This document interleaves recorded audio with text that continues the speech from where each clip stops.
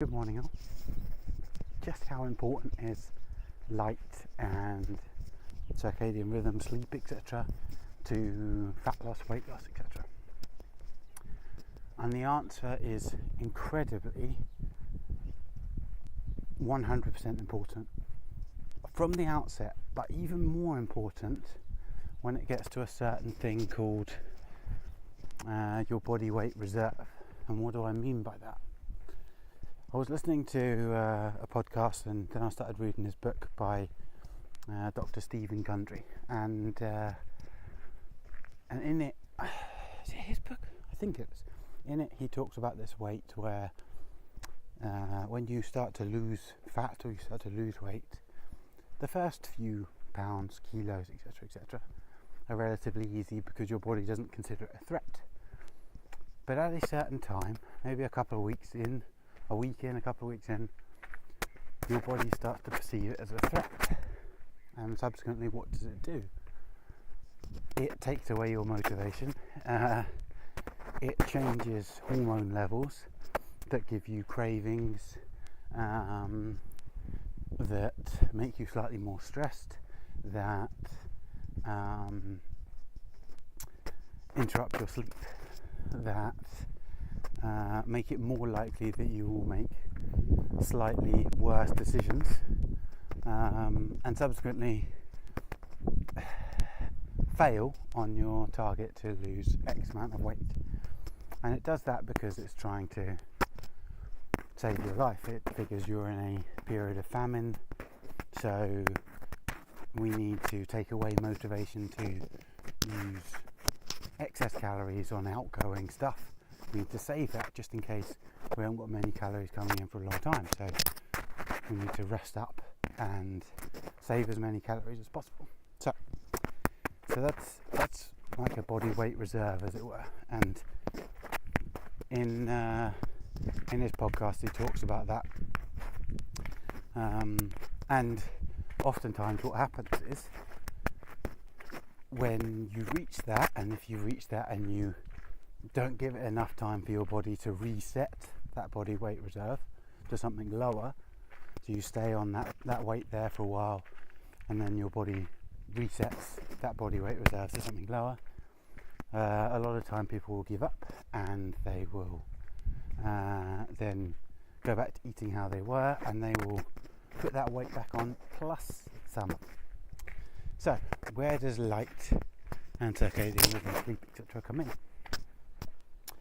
Right, so light, circadian rhythm, sleep comes in right from the outset, and as far as the quality of sleep directly impacts your cortisol levels, which directly impacts your stress levels, but they also have a direct impact on your glucose sensitivity, your insulin sensitivity even, your leptin and ghrelin levels, so your cravings and your feeling of fullness, your motivation, your energy levels are all directly impacted by the quality of your sleep and your circadian rhythm. Great, huh? So you're automatically, by prioritizing your circadian rhythm, improving your chances of successful weight loss or fat loss. Super. But when you get to that body weight reserve, where your body or your mind or some part of you takes over and says, oh, this is a dangerous time, we need to take away the motivation, we need to curb the outgoing energy expenditure so we don't lose any more weight. Subsequently, what happens is then you have higher cortisol levels, which then affects your sleep. So if you are very good at prioritizing your circadian rhythm, your sleep, then you've already got a leg up, because you have learnt to control your cortisol levels. Therefore, elevated cortisol levels can be adequately managed, so your sleep isn't affected. So the next day when you wake up, you have more energy. You have controlled leptin and ghrelin levels, therefore your hunger pangs, your hunger drive is where it should be. When you eat, your your fullness hormone is where it should be, not produced as it would be in a lot of sleep affected individuals.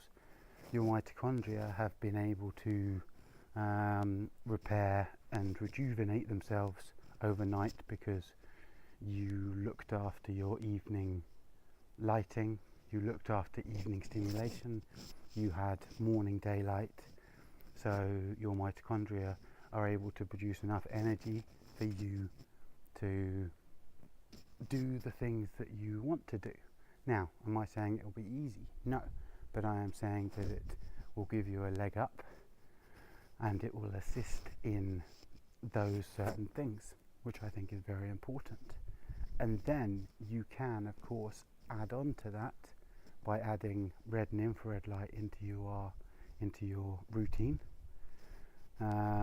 because now we know just how powerful red and infrared light can be at fat mobilization.